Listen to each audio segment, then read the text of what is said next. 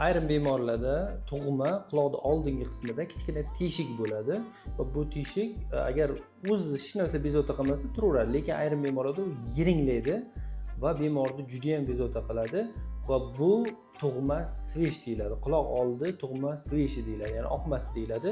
Bu operatsiya yordamida davolanadi. Bugungi bemorimiz ham xuddi shunaqa bo'ldi. Mana bemorimiz yosh bola, quloqni oldidagi teshikka murojaat qilgan, ya'ni teshikdan yiringlashi, bir necha marta kestirib oshtirgan, yiringlagan. Bu mana ko'rish mumkin mana. Quloqni oldidagi teshik bo'ladi. Bu bitmagan jabra yorig'i deyiladi. Buni hozir bartaraf qilamiz. Buni olib tashlash kerak bo'ladi kanali bilan.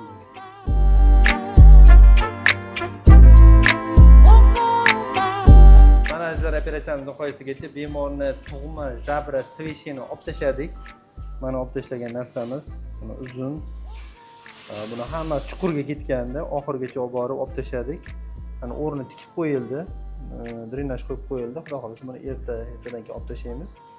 Xudo xolasa bemorimiz bu muammodan qutuladi. Agar sizni bolalaringizda ham o'zingizda quloqni oldida shunaqa teshik bo'lsa va yiringlab tursa, qo'ng'iroq qilib maslahat keling, yordam beraman.